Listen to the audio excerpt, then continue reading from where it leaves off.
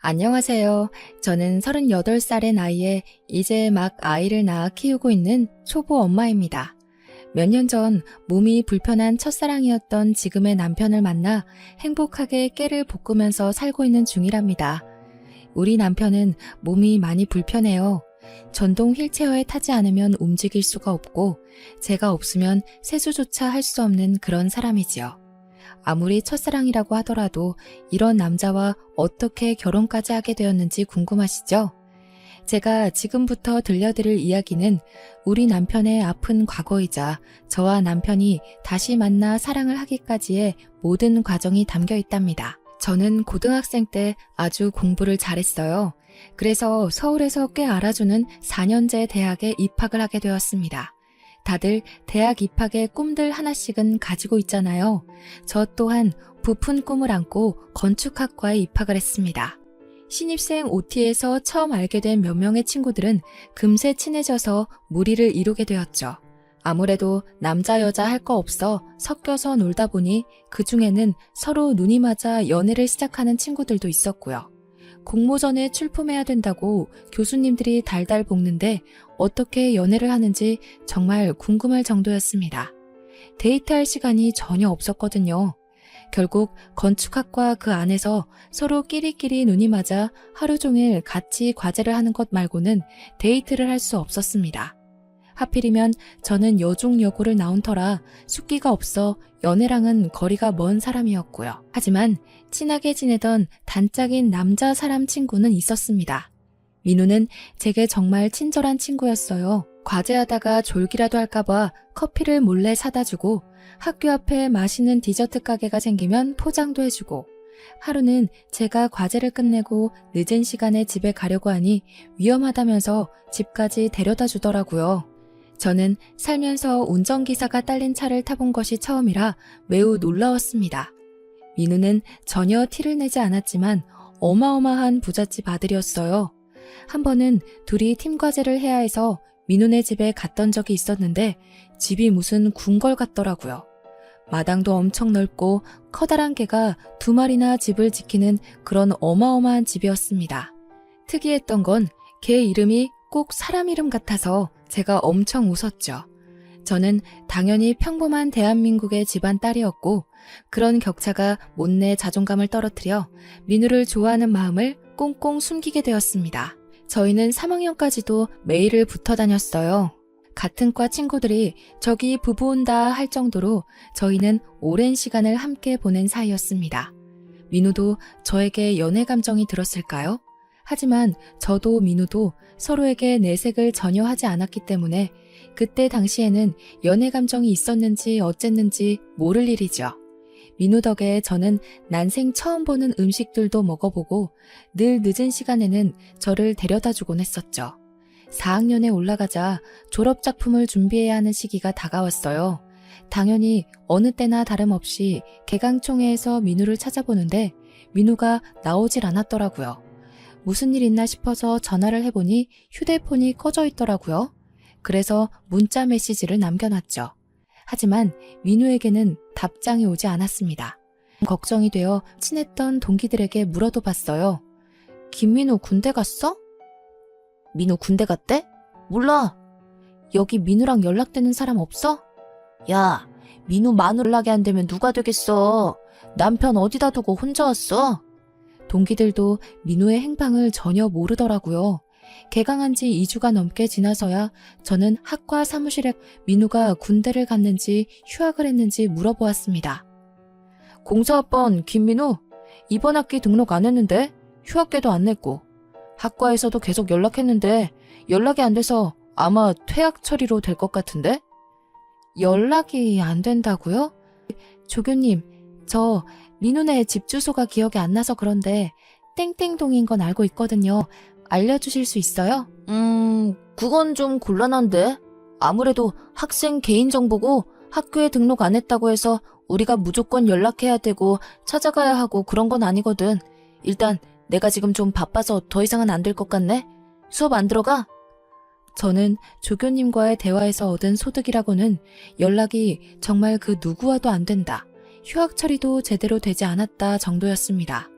이 정도라면 어디서 큰 사고를 당했을지도 모른다는 불안감이 엄습했어요. 아무리 그래도 첫사랑인데 이렇게 허무하게 끝낼 수 없다는 생각에 저는 과제를 하는 와중에도 틈틈이 서울권 병원의 중증 환자들 중 김민우가 있는지 찾아보러 다녔습니다. 전화로는 당연히 그놈의 개인정보 때문에 알려줄 수 없다는 이야기만 반복해서 들었고 병원에 직접 방문해서 일일이 이름을 확인하는 거 말고는 별 다른 수가 없었어요. 민우의 이메일 주소로도 몇 번이나 이메일을 보냈지만 읽지 않은 표시가 사라지지 않았습니다. 그렇게 1년의 세월을 바쁘게 보내고 저는 졸업을 했고 그 다음에 취업 준비를 하면서 준비했던 공모전에 입상하면서 국내에 꽤 유명한 건축사무소에 입사를 하게 되었습니다. 건축사무소에 입사를 해서도 3년 동안은 잡일밖에 하지 못했어요. 현장에 전화를 하는 일, 부자재 관리나 수입하는 일 정도요. 왜냐하면 건축기사 자격증이 있어야지만 제대로 일을 할 수 있거든요. 저는 일을 하면서 시험 공부를 했고 3년 만에 필요한 모든 자격증을 취득하고 승진을 해서 현장 업무에 뛰어들 수 있었습니다. 그게 바로 제 나이 28살이 되었을 때였어요. 제가 승진한 지 얼마 되지 않아 과 캠퍼스 커플이었던 동기가 결혼한다고 청첩장을 보내왔더라고요. 대학 동기의 첫 결혼식이기 때문에 혹시라도 민우도 소식을 듣고 나타나진 않을까 하는 요상한 기대감이 생기더라고요. 그래서 저는 꼭 참석하겠다고 이야기를 했죠. 결혼식 당일에 혹시나 하는 마음으로 정말 신부였던 것 같아요. 하지만 제 기대는 완전히 산산조각이 났죠. 20대 후반임에도 그 누구도 민우랑 연락되는 친구가 없었습니다. 오히려 동기들은 저에게 너네 부부 사이 같았는데 무슨 일 있었느냐고 되묻더라고요. 이 정도로 연락 두절이고 부부 같았던 너까지 모르는 거 보면 어디 야반도주 한 거 아니야? 걔가 은근 티는 안 냈지만 엄청 부자였잖아. 차도 외제차 타고 다녔고 학교 다닐 때 통화하는 거 얼핏 들어보니까 집에 도우미도 있는 것 같고 그랬는데. 동기들의 이야기를 듣는 내내 저는 조금 억울한 심경까지 생기더라고요. 정말 야반도주라면 저한테까지 한마디 말도 없이 사라져야 할 이유가 뭐가 있었을까 궁금했어요. 하지만 모두들 전혀 소식을 모른다는 말에 저도 더 이상 일말의 기대감조차 가지지 않기로 했답니다. 나를 그렇게 떠난 것엔 이유가 있겠지. 어디서 죽었을지도 몰라. 나 혼자 추억 안고 살아가면 되지 하면서 아무런 미련도 남기지 않기로 했습니다. 그렇게 그 마음을 온전히 회사에 쏟다 보니 저는 점점 회사의 눈에 띄기 시작했고 정말 신생업체 한두 개 맡아서 하던 제 업무는 이제 제법 굵직해졌습니다. 회사에서도 초고속 승진이라고 나이 30에 이 정도 업무를 맡는 사람은 처음인 것 같다면서 비행기도 태워주셨어요. 건물을 하나 설계하는데 드는 시간과 비용이 얼마나 되는지 상상이 안 되시죠? 캐드라는 프로그램으로 일일이 도면과 조감도를 만들어내는 게 생각보다 쉬운 일이 아니라 저는 업체가 늘어나자 정신이 안드로메다에 가 있는 것처럼 바빴습니다. 출장도 상상 이상으로 많아졌어요. 정말 국내에 안 가본 동네가 없을 정도로 구석구석 비어있는 땅은 다 돌아다닌 것 같습니다. 집안을 어떻게 닦을 것인지, 건물을 어떻게 올려야 효율적인지 답사를 다녀야만 작업을 시작할 수 있었어요. 다른 날과 다름없이 지방 출장이 생겨 아침부터 부랴부랴 준비를 하고 버스도 한 번에 가는 편이 없어서 몇 번을 갈아타고 시골 동네에 도착하게 되었습니다. 그 동네는 아직 개발이 제대로 이루어지지는 않았지만 방송에 한번 소개된 이후 꽤 많은 사람들이 풍경을 즐기기 위해 찾고 뜨고 있는 관광지였어요. 돈 냄새를 맡은 땅 주인이 풍경이 전체적으로 보이는 멋들어지는 카페 건물을 짓고 싶다고 해서 답사를 하기 위해 찾아갔습니다. 정말 동네에 카페 하나 없어서 사장님께서 중국집에서 만나자고 하시더라고요. 동네 허름한 중국집에서 탕수육에 소주를 시켜놓고 하는 미팅이라니 정말 생소했지만 한편으로는 재미있기도 했습니다. 지방 특성상 밥집에서 가끔 미팅하는 경우도 있긴 했었거든요. 물론 이렇게 테이블 4개가 전부인 중국집은 처음이었지만요. 한창 건물의 효율성과 디자인, 부자재에 대해 설명하면서 가닥을 잡아가고 있는데 소주를 드시던 사장님께서 대뜸 시집은 갔냐면서 호구조사를 시작하시더라고요. 일하는 재미에 푹 빠져서 연애도 아직이에요. 대신 경력은 탄탄하니 믿고 맡겨주시면 걱정 하나 없게 잘해드릴게요. 내가 우리 윤지의 과장 소문이야 익히 들어서 알고 있지. 근데 윤 과장 몇 살이지? 31? 32? 제가 좀 동안이죠? 이래 보여도 35 먹었습니다. 그래? 학교도 서울에 어디 나왔다고 거기 소장한테 들었는데 XX 대학교였던가? 사장님이 너무 코치코치 저의 사생활을 묻는 것 같아서 기분이 좀 그랬지만 어쨌든 꼭 성공해야 할 프로젝트이기도 했기에 사장님의 비위를 거스르지 않으려고 꼬박꼬박 대답을 했어요. 네, 맞아요. XX 대학교 건축학과 나왔어요. 이런 인연이 다 있나? 윤 과장 김민우라고 알아? XX 대학교 건축학과 출신에 나이도 비슷한 것 같았는데. 저는 민우의 이름이 나오자 소스라치게 놀랐습니다. 그렇게 10년을 넘게 수소문했던 민우의 이름을 이런 자리에서 사장님께 듣게 되다니요. 사장님이 민우를 어떻게 아세요? 혹시 민우가 다른 건축사무소에서 일하고 있나요? 그쪽 업체에도 견적 의뢰하셨었어요? 어디 회사요? 아소라 아소. 기다려봐. 야, 민우야. 사장님은 바깥에 오토바이 배달원을 향해 민우야 하고 부르셨고 두어 번 부르니 휴대폰을 보고 있던 남자가 가게 안으로 들어왔어요. 예, 박 사장님. 뭐 더 드려요? 소주? 너 XX대학교 건축학과 나왔다고 했지? 거 몇 학번이야? 아, 몇 번을 물어보셔. 04학번, 35살. 나 거기 나온 거 맞다니깐요. 그렇게 내가 못 믿어? 저는 민우라는 사람을 빤히 쳐다보았어요. 분명 XX대학교 나온 건축학과 04학번 김민우는 제가 아는 김민우 하나뿐인데 묘하게 기시감이 드는 얼굴이었습니다.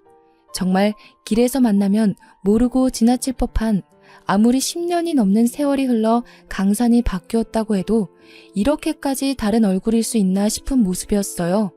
왕자님처럼 뽀얀 피부에 다부진 어깨, 항상 남을 배려할 줄 알던 다정다감한 말투는 온데간데 없고 지금 제 앞에 있는 사람은 전혀 다른 사람이었습니다. 깡마르고 새까만 피부에 눈도 민우보다 훨씬 동그랗고 뭔가 이국적인 느낌이 물씬 풍기는 얼굴이었어요. 말투야 뭐 시골에 살다 보면 촌스러워지고 되바라질 수 있다고 생각은 하지만 분위기 자체는 잘 안 바뀐다고 생각했는데 이건 분위기뿐만 아니라 얼굴도 달라졌으니까요. 김민우 맞아? 나 윤지혜인데. 지혜야 당연히 알지. 잘 지냈어? 동기 애들은 다 잘 지내고 내가 연락을 못했다. 너 왜 4학년 되자마자 휴학계도 안 내고 그렇게 소리소문 없이 사라졌어? 군대 간 줄 알고 수소문했는데 그것도 아니고 무슨 일이 있었던 거야? 내가 아는 김민우가 아닌 것 같아서 그래. 실은 내가 큰 사고가 있었어. 집에 큰 불이 나서 부모님은 돌아가시고 나 혼자 가까스로 살아남았는데 재산도 다 타버리고 얼굴에 화상도 입어서 수술도 하고 그랬지. 그제서야 얼굴이 다른 이유를 알게 되었어요. 물론 체격까지 차이가 나는 건 이해가 안 됐지만 사는 게 바빠서 관리도 못하고 운동도 못하면 충분히 왜소해질 수 있다고 생각했죠. 불에 모든 게 다 타버리는 바람에 어디에도 연락할 수가 없었고 나도 연기를 많이 마셔서 꽤 오랜 시간 병원에 입원해 있었어. 재활치료도 오래 받았고 내가 세상에 나온 뒤엔 할 수 있는 게 없더라고. 그래서 무작정 버스 타고 내려와서 여기서 일하게 됐지. 그러면서 민우는 사장님께 소주를 한 잔 받아 벌컥 마셨어요. 분명 대학 다닐 때 민우는 술을 한 잔도 못하는 친구였었거든요. 친구들끼리 술을 마시러 갈 때도 항상 구석에서 탄산음료를 먹던 친구였는데 소주를 연거푸 마시는 모습을 보고 너무나도 놀랐습니다. 정말 10년이 넘는 세월이 사람을 이렇게도 변하게 만드는구나. 세월의 격차는 너무나도 다르구나를 실감하게 되었죠. 이렇게 만난 것도 인연인데 두 사람 번호도 교환하고 그러지? 둘 다 미혼이구만. 그 말을 듣고 민우는 제게 쭈뼛쭈뼛 휴대폰을 내밀었고 저희는 번호를 교환하게 되었습니다. 기시감은 뒤로 한 채 민우와 다시 연락이 되었다는 사실 자체로도 너무 기뻐서 눈에 보이는 게 없기도 했어요. 저는 미팅도 잘 마치고 두 사람에게 인사를 한 뒤 다시 서울로 돌아오게 되었습니다. 동기들에게도 이 소식을 전할까 했지만 지금 민우의 사정이 좋지 않기도 하고 그렇게 잘 살았는데 한순간에 모든 걸 잃은 게 자존심이 상할 수도 있는 문제라 저만 알고 있기로 마음먹었어요. 그날 저녁 피곤함이 몰려오는 와중에도 민우와 연락이 하고 싶어 문자를 보내보았어요. 민우야, 나 집 잘 도착했어. 진짜 인연은 인연인가 보다. 그렇게 먼 동네에서 이렇게 우연히 마주치다니. 그러니까 지혜야. 민우 이제 내 이름도 기억 못하는 거야? 나 지혜잖아. 아니 미안. 오타난 거야. 민우와 함께 연락을 이어가면서 은근히 갸우뚱할 일들이 있었어요. 예를 들면 캠퍼스 건물을 이야기할 때도 건물을 헷갈린다던가 다 아는 건축 설계 이야기를 할 때도 기억이 안 난다고 한다던가 하는 일들 말이죠. 물론 세월이 지났으니까 까먹을 수도 있겠구나 싶었지만 그래도 굵직한 이야기들도 잘 기억 안 난다고 하니 서운한 마음까지 들더라고요. 저는 그 추억 하나로 이 세월을 버텨가며 민우를 찾아 헤맸는데 민우는 모든 걸 다 별일 아닌 일로 치부해버리는 것 같아서요. 민우야, 앞으로는 가끔 안부도 묻고 연락도 하고 지내자. 우리 대학 다닐 때 정말 재미있는 일 많았는데. 아, 내가 진혁이랑 진솔이 보고 엄청 웃었던 것도 기억나? 그럼 기억나지. 진혁이랑 진솔이 진짜 웃기던 친구들이었잖아. 걔네가 말이라도 하면 친구들 다 배꼽 잡았던 거 기억나지. 걔네는 뭐하고 산대? 저는 여기서 정말 큰 의문이 들었습니다. 진혁이랑 진솔이는 민우네 집에서 키우던 큰 진돗개 2마리의 이름이었거든요. 키운 지 10년이 넘은 늙은 노견이라면서 이별하게 되면 너무 슬플 것 같다고 남은 시간 동안 정말 잘해줄 거라고 애지중지했던 개였어요. 대학 시절 이야기는 그렇다 쳐도 10수년을 키워온 반려견의 이름까지 까먹는 게 말이 안 되잖아요. 민우야, 진혁이 진솔이는 네가 키우던 개 이름인데 그 개들은 어떻게 됐어? 미안. 내가 화재로 머리까지 많이 다쳐서 기억이 잘 안 나. 은근히 내는 오타들도 신경 쓰이더라고요. 많이 다쳤다고 해도 맞춤법에 띄어쓰기 따박따박 지키던 사람이 저렇게까지 나사가 빠질 수 있나 싶었고요. 화재로 인한 부상이라고 했는데 머리를 다친 것도 아니면서 기억이 하나도 없다고 하는지 그러면서도 저는 안다고 아는 척을 해오는 게 앞뒤가 맞지 않는 것 같았어요. 며칠이 지나고 민우가 급한 일이 있다면서 통화가 가능하냐고 묻더라고요. 민우야, 무슨 일 있어? 급한 일이 뭔데? 내가 배달 일을 하다가 사고가 났어. 정말 급해서 그런데 나 돈 좀 빌려줄 수 있을까? 저는 순간 말문이 턱 막혔죠. 그래도 알아주는 건축사무소고 연봉도 많이 올라서 돈이야 꽤 모아두었지만 돈을 빌려달라는 물음에 대답이 쉽게 나오지 않더라고요. 아무래도 제가 오랜만에 만난 친구에게 기대했던 것만큼의 감정을 되돌려받지 못해서 그런 것 같기도 했고요. 지혜야, 정말 이런 부탁해서 미안하다. 내가 지금 연락하는 친구가 너뿐이라 사고가 났는데 가족도 없고 내가 가진 게 없어서. 그렇게까지 말하는데 안 되겠다고 다른 데 가서 알아보라는 말을 못 하겠더라고요. 그래서 필요하다는 돈이 얼마냐고 물었고 500만 원이라고 하길래 바로 송금을 해줬어요. 몇천만 원 단위였다면 거절했겠지만 솔직히 500만 원 정도는 빌려줄 수 있었거든요. 민우는 꼭 갚겠다면서 너무 고맙다고 제게 연신 인사를 전했습니다. 그런 모습은 꼭 예전이랑 비슷해서 찝찝함은 뒤로 하고 잘한 일이다 라고 생각하기로 마음을 먹었어요. 그 뒤로도 몇 번 사고 치료를 위해 병원에 가야 한다. 사고 나면서 깨진 그릇들을 변상해야 한다면서 20만 원, 30만 원 짜잘하게 돈을 빌려갔죠. 몇 번이나 거절하려고 했지만 마지막이다. 진짜 미안하다. 지혜 너한테 이러면 안 되는데 등등 말로 구슬리기에 못 이기는 척 빌려주게 되었습니다. 정말 마지막이라 그런데 지혜 너 월급날 가까워지지 않았어? 나 300만 원만 빌려줄 수 있어? 민우야, 내가 너한테 여태 빌려준 돈이 거의 800만 원 가까이 돼. 어떻게 나한테 갚으려고 자꾸 돈을 빌려달라고 그래? 그리고 여태 빌려간 돈 한 푼도 안 갚았잖아. 나도 생활이 힘들어서 더는 못 빌려줄 것 같아.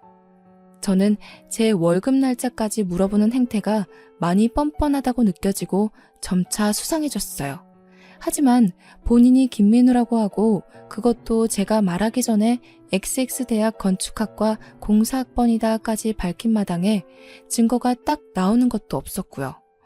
얼굴이 좀 다르다, 말투와 성격이 다르다고 우기기엔 10수년 동안 연락이 중단되었던 친구인걸요.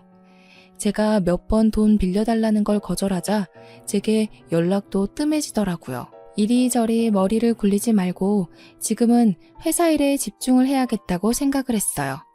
안 그래도 민훈의 동네 땅주인 사장님께서 제가 잡은 컨셉에 대해 조금 마음에 들지 않는다는 표시를 하셔서 발등에 불이 떨어졌거든요.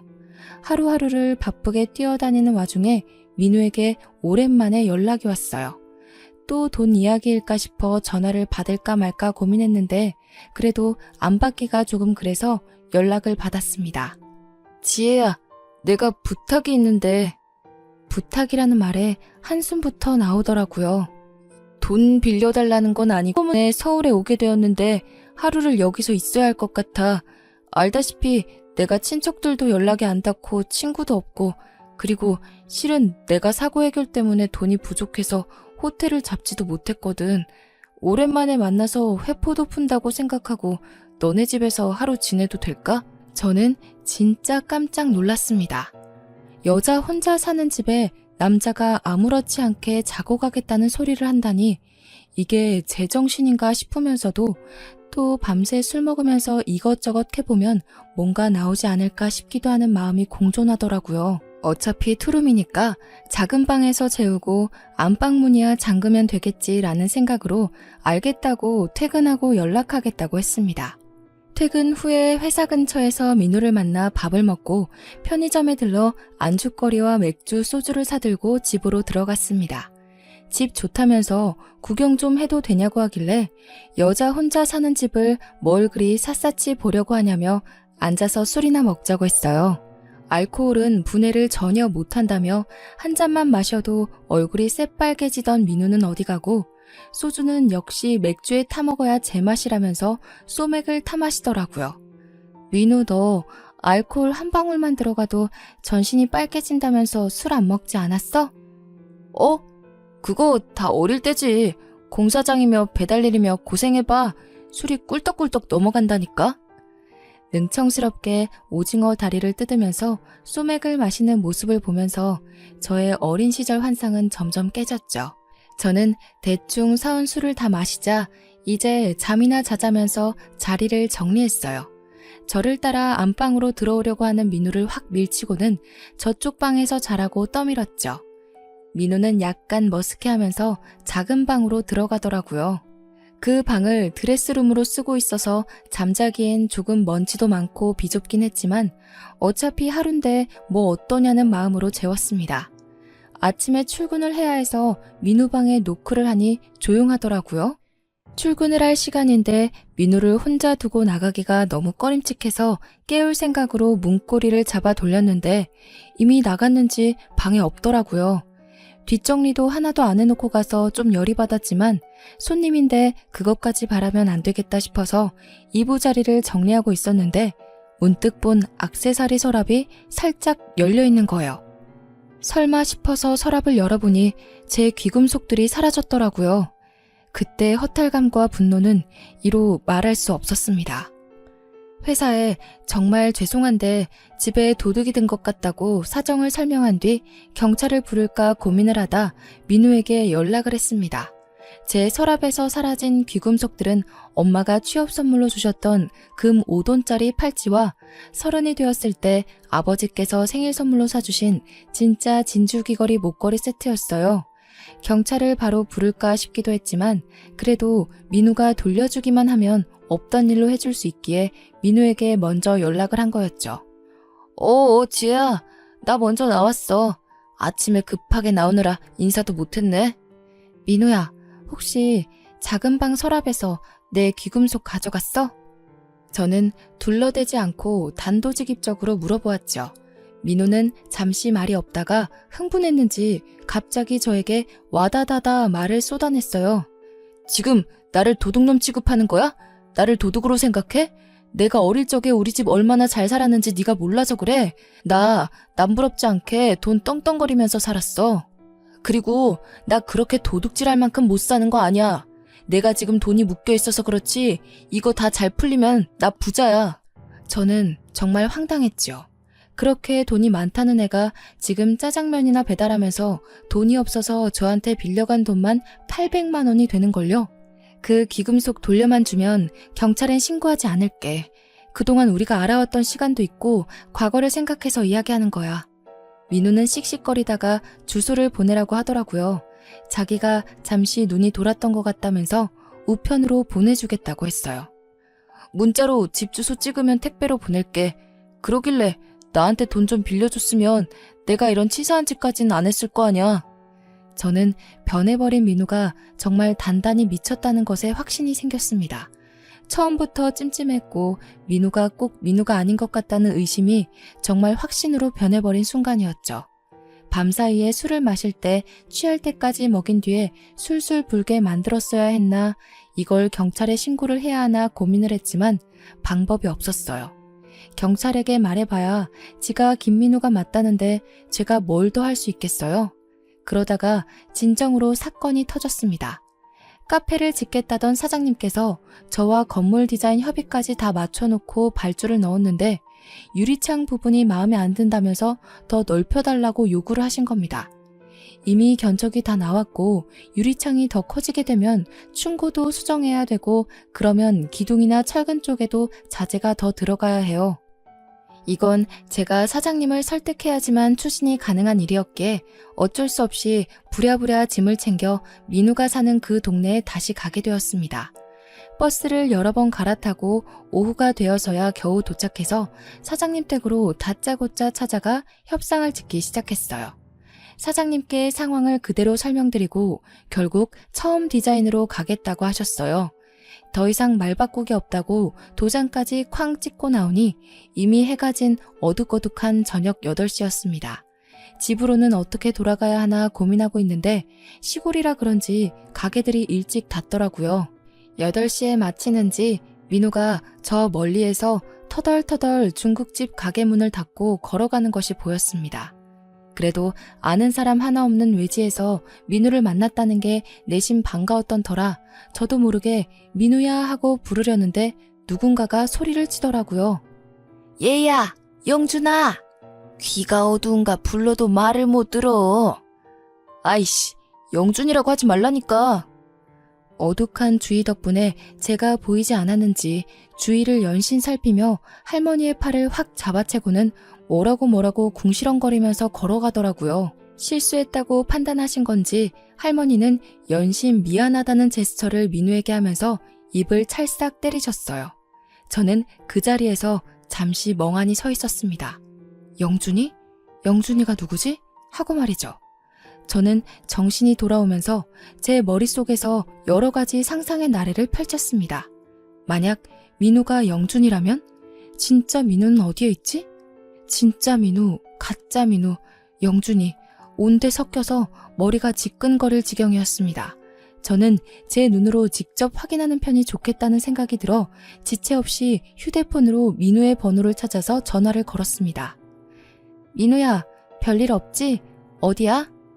지금 퇴근해서 집에 가고 있어. 왜? 택배 잘 받았다며. 돈은 천천히 갚을 거야. 이제 와서 경찰에 신고하려고? 한 달도 더 된 이야기인데? 왜 이렇게 날이 서 있어? 아니, 다름이 아니라 내가 지금 너네 동네에 와 있는데 휴대폰 배터리도 이제 꺼지기 일보 직전이고 잠깐 볼 수 있을까? 너 일하는 중국집 앞이야. 민우는 10분이 채 지나지 않아서 중국집 앞으로 왔어요. 저는 괜히 멋쩍은 듯한 표정을 지으며 민우에게 말을 했습니다. 귀찮게 미안. 너네 집에서 혹시 나 하루 자고 가도 돼? 여기가 시골이라 차편이 일찍 끊기잖아. 내가 급한 일이 있어서 왔는데 차편도 없고 부를 사람도 없고 휴대폰도 꺼져서 어디 연락도 못하고. 그럼 대충 근처 여관방 잡아서 핸드폰 충전도 하고 그러면 되지 않아? 내가 지갑까지 잃어버려서 버스에 두고 내렸나 봐. 돈이 한 푼도 없어. 아니, 10만 원도 없어? 민우는 궁시렁거리면서도 제가 방법이 없다고 계속해서 집에서 하루만 재워달라고 하자 어쩔 수 없이 저를 집으로 데려갔습니다. 집에는 아까 영준이라고 불렀던 그 할머니가 계셨는데 딱 봐도 동남아계 외국인인 것 같았어요. 소개를 해달라는 모양새로 가만히 서 있자 민우가 마지못해 입을 열었습니다. 내가 왜 사고 나서 빈털털이 됐다고 했잖아. 무작정 여기로 왔는데 이 할머니가 자식이 없다고 같이 살자고 하셔서 내가 같이 살면서 보살펴드리고 있어. 할머니는 저를 보고 아무 말도 않고 그냥 웃으면서 서 계셨어요. 하지만 표정이 나에게는 아무런 말도 걸지 말라 그런 표정이었기에 저는 잔뜩 긴장하며 고갯짓만 했습니다. 민우는 제게 방이 3개지만 화장실 옆에 있는 방은 돌아가신 가족의 남은 유품들이 있다면서 절대로 들어가지 말라고 신신당부를 했어요. 본인은 본인 방에서 잘 테니 저보고 불편하지만 거실에서 자라고 하길래 알겠다고 했죠. 할머니가 할머니 방에서 이부자리를 하나 들고 오셔서 거실에 깔아주셨습니다. 저는 알아서 잘 자고 아침 일찍 나갈 테니 걱정하지 마시라고 하고 다들 주무시라고 인사를 드렸습니다. 할머니는 먼저 자겠다고 방으로 들어가셨고 민우는 씻겠다며 화장실에 들어가더라고요. 제게 절대 화장실 옆방 문을 열지 말라고 신신당부를 하고 갔습니다. 저는 민우가 씻으러 들어간 사이 거실 책장에 꽂혀있는 앨범들에 눈을 돌렸어요. 어릴 적 사진이 있는 앨범인 것 같은데 사진을 보면 뭔가 가닥이 잡히지 않을까 싶었거든요. 두꺼운 앨범을 후다닥 꺼내서 사진들을 보는데 아기 때 사진부터 어린이, 중고등학교 시절 사진들이 쭉 있는데 그 어디에도 제가 알던 민우 얼굴이 없는 거예요. 사진 중간중간 영준이의 첫 입학식, 영준이와 영준이랑 놀이공원 이렇게 사족이 써져 있었고 민우에 대한 이름이나 내용은 전혀 없었습니다. 그러다가 모자 사진으로 보이는 사진을 발견하여 유심히 보는데 아무리 봐도 할머니와 지금의 민우 얼굴이었어요. 제 의심은 확신으로 바뀌었습니다. 그 사진 한 장을 몰래 주머니에 쑤셔놓고 원래 있었던 자리에 앨범을 꽂아놓았죠. 때마침 민우도 씻고 나오더라고요. 긴장감에 심장이 두근두근 튀어나올 것 같았습니다. 맥주라도 한잔 할래? 주면 고맙지. 저는 민우가 술이라도 진탕 마시고 푹 잠들면 그때 본격적으로 증거를 더 찾아볼 생각이었습니다. 1시간, 2시간 술자리가 조금 길어졌지만 저는 배불러서 더는 술을 못 마시겠다는 핑계로 술을 조절하고 있었습니다. 얼굴이 벌겋게 달아오른 민우가 이제 자야겠다며 휘청거리면서 일어났고 방문을 닫고 들어가는 걸 보고는 불을 끄고 꺼두었던 휴대폰을 다시 켜서 후레쉬 빛으로 앨범을 뒤져보았어요. 그렇게 1-2시간쯤 흘렀을까 온통 영준이라고 적힌 지금의 민우 얼굴을 한 사람의 사진들을 모조리 확인하고 저는 민우가 영준이라고 확신을 하게 되었습니다. 팔뚝에 오소소 소름이 돋았어요. 영준이는 왜 XX대학교 건축학과 공사학번 김민우 행세를 하고 살고 있는 걸까요? 그것도 민우를 전혀 모르는 사람들에게 이 시골까지 와서 굳이 그런 짓을 할까요? 저는 깊은 고민에 빠졌습니다. 그러다가 1-2잔 마신 맥주 때문인지 화장실이 가고 싶어서 볼일을 보고 나오는데 어디서 끙끙 앓는 소리가 들리는 거예요. 저는 할머님이 아프신 줄 알고 할머니 방으로 가려고 했는데 자세히 들어보니 민우가 절대 들어가지 말라고 했던 화장실 옆방에서 나는 소리 같았습니다. 끙끙거리는 소리도 남자 목소리 같았고요. 저는 두려움에 손이 벌벌 떨렸습니다. 그 방엔 분명 유품이 있다고 했는데 민우와 할머니 둘만 사는 집이랬는데 남자가 하나 더 있다니 얼마나 무서웠겠습니까? 저는 민우의 방에서 들려오는 코 고는 소리와 조용한 할머니 방 소리를 확인한 뒤 두 눈을 질끈 감고 화장실 옆방의 문을 열었습니다. 그 방은 작은 스탠드 불빛에 의존하고 있는 어둑한 방이었는데 바닥쯤에 누가 누워있는 것을 보았어요.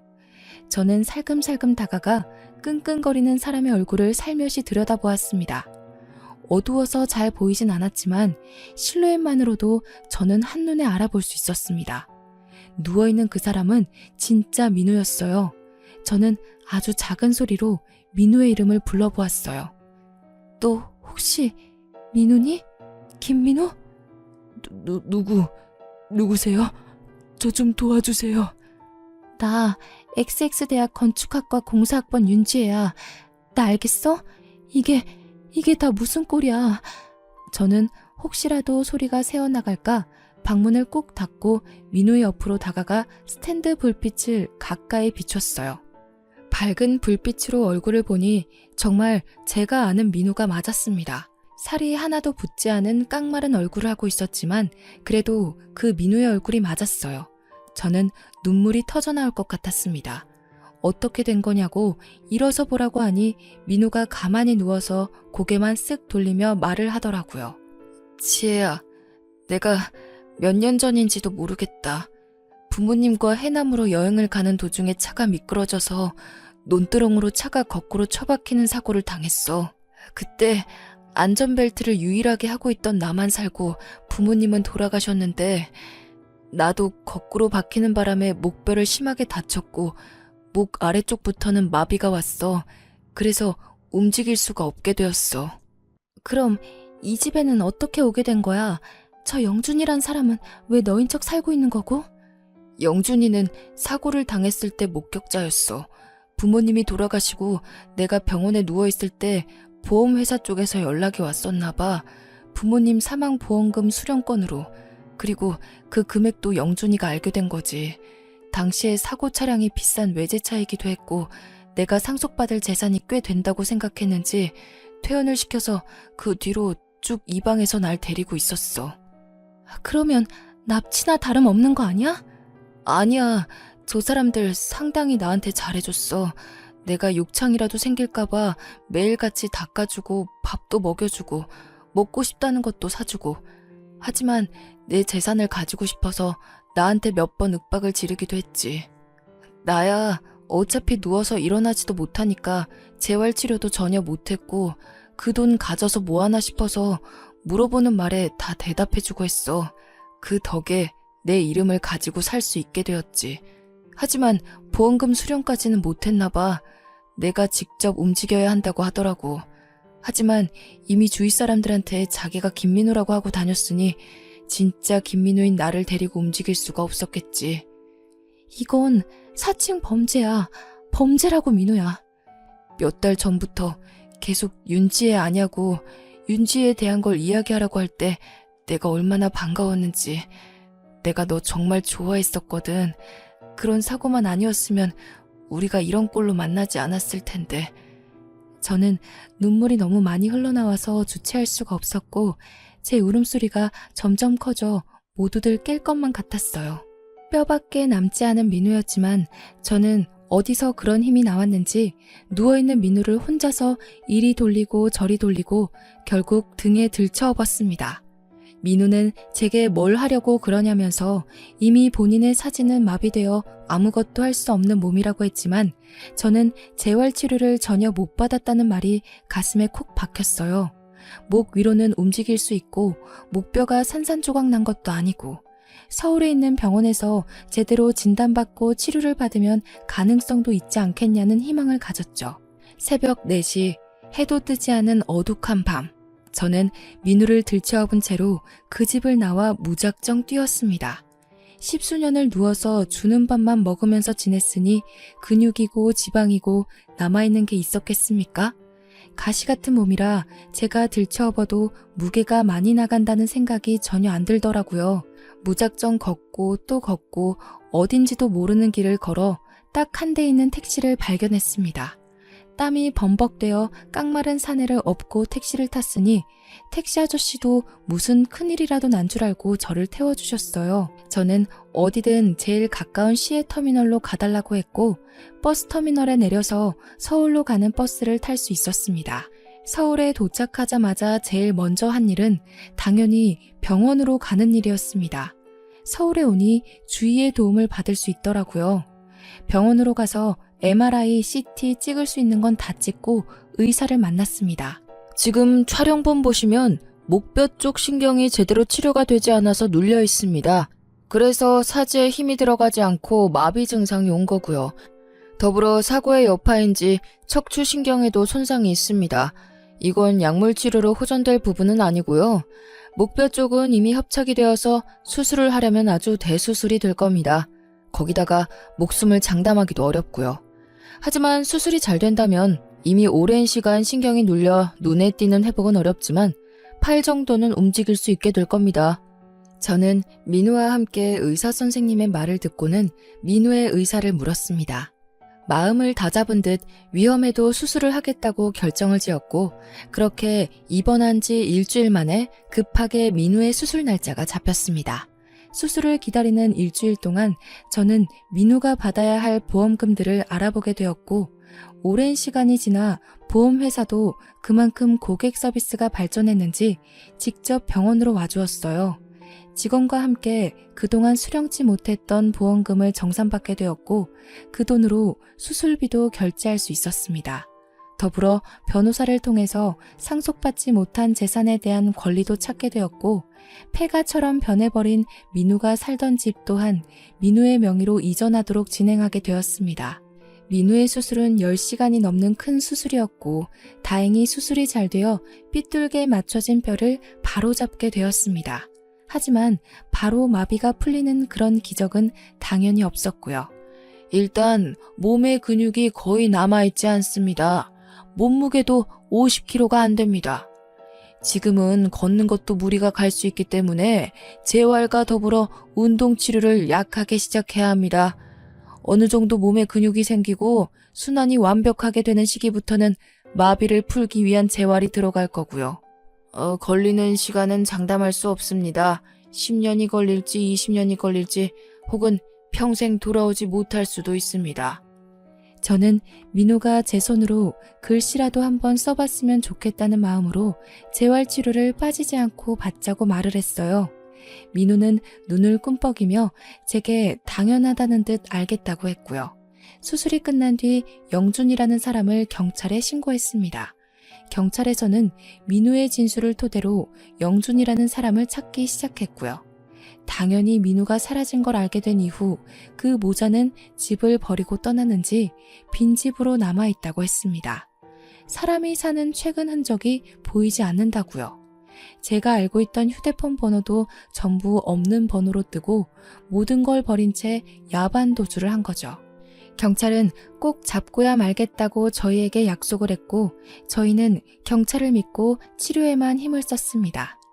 그렇게 1년 동안 저는 민우 옆에서 모든 걸 함께 했고 가족이 없는 민우를 저희 집으로 데리고 와서 제가 퇴근하고 나서부터는 어떻게든 수발을 들었고요. 결국 제게 너무나도 미안해하는 민우에게 먼저 프로포즈도 했습니다. 민우는 염치가 없다며 몇 번이나 거절했지만 부끄럽게도 저에게 아이가 생기자 눈물을 흘리며 결혼을 하자고 하더라고요. 38살.